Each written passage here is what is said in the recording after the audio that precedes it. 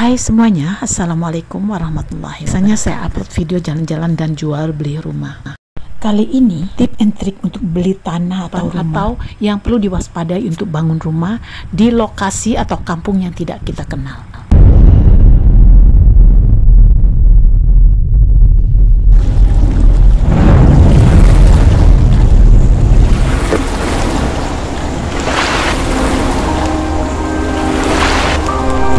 Terima kasih subscribe-nya dan jangan lupa hidupkan lonceng notifikasinya. Baiklah teman-teman yang sudah subscribe, terima kasih. Kita lanjut berbagi pengalaman.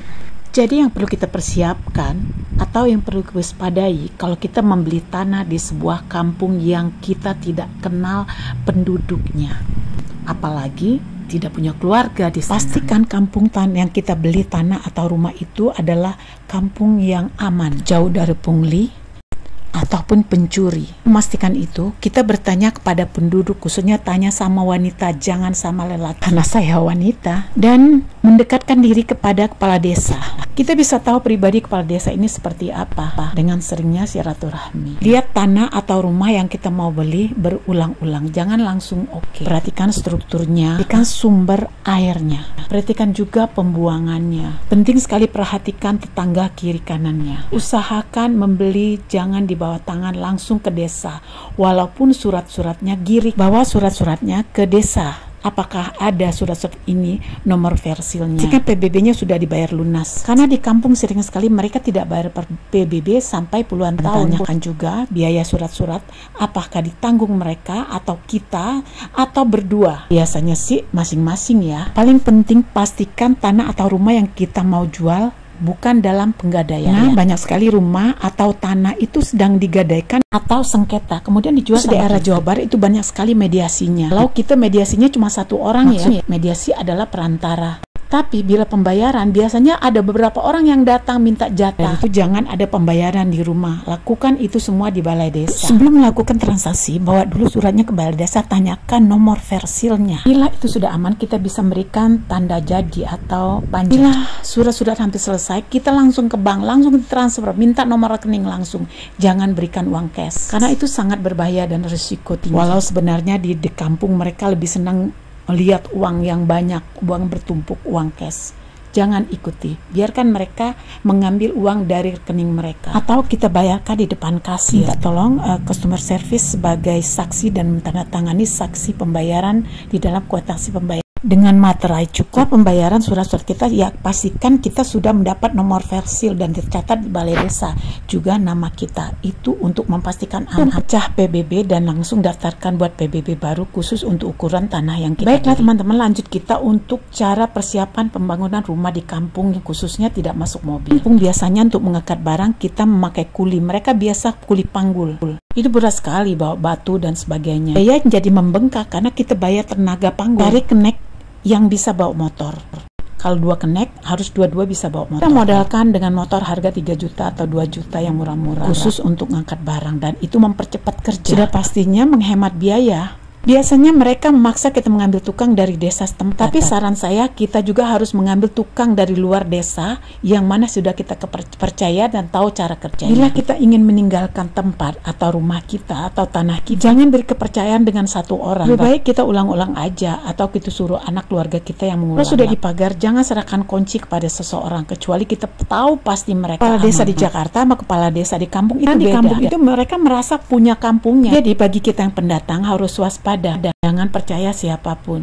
Kalau mau disewakan, lebih baik kita sewa di hitam di atas putih dengan kertas surat bermaterai. Kalau dititip-titipkan, nanti pengambilannya kalau terlalu lama akan sulit, itu menjadi masalah. Biasanya mereka minta ganti rugi. Alasan mereka yang membersihkan, yang ngoret, yang ngerumput udah berpuluh tahun. Itu banyak sekali. Jadi jangan percaya kepada siapapun, lebih baik dikontrakkan. Pastikan di tanah kita itu di pagar keliling, pondasi keliling, atau di tembok keliling. Itu aman untuk ditinggal walaupun jadi hutan, nggak apa-apa.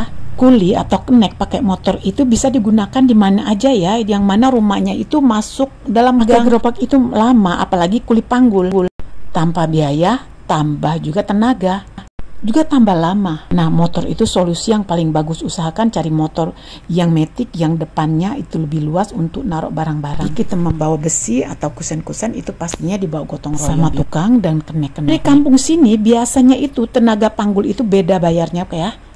Dihitung barang. Jadi pastikan kita buat janji saya bayarnya harian. Jadi dia bisa kerja manggul atau dia ngangkat barang dengan motor ataupun dia bisa seperti menjadi kuli keneknya atau ngadu. Jadi semua pekerjaan dia bisa pegang, membantu penghematan. Baik dari pertama bilang kita tidak kasih makan, tidak kasih rokok, kasih kopi dan air dingin, air hangat bawa sendiri. Nah di daerah sini biasanya kita siapin rokok, siapin kopi, siapin makan, ribet jadinya lebih besar dari caranya kita beli kopi grosir. Jangan diserahkan semua aja untuk ngopi jatah hari itu.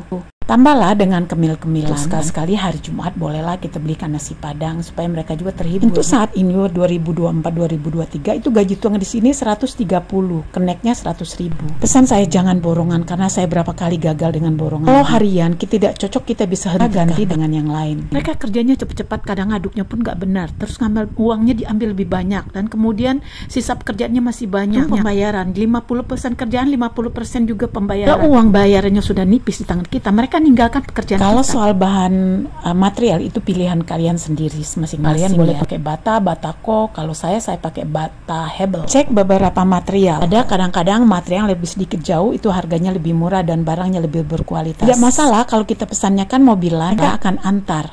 Jangan lupa kasih tip kepada kenek atau supir yang mengantar barang. Bila kita pesan barang, dia akan mengantar lebih cepat. Tapi kalau tidak dikasih uang tip, itu biasanya dilambat-lambatin. Nah, sekarang rumahku sudah naik bubung. Jadi biasanya orang sini kalau mau naik bubung, mau masang kayu, itu mereka harus ngeliwet. Nah, sekarang saya sedang nyambel goreng tempe, goreng tahu, ikan asin, dan saya ambil daun singkong dari kebun. Ini orang Sunda atau daerah Bogor ini, kalau kita mau naik atap atau naik bubungan, harus ngeliwet. Itu hanya untuk menandakan rumah ini ada penghuni, ada bau api atau bau masakan supaya rumah ini juga jadi berkah dan menyenangkan. Dari tadi saya ngoceh terus tapi kalian belum subscribe. Ayo dong yang belum subscribe dulu, hidupkan lonceng notifikasinya, tinggalkan komen. Ya kalau ada video yang baru kalian yang pertama yang melihatnya. Saat ini tanah di sini masih 500.000 teman-teman, tapi kalau kalian masuk ke komplek perkaplingan yaitu harganya sudah 1 juta. Tapi ada aja yang harga 300, 450 tapi biasanya agak di belakang ya.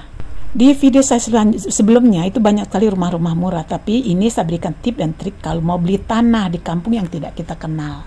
Baiklah, terima kasih. Assalamualaikum warahmatullahi wabarakatuh.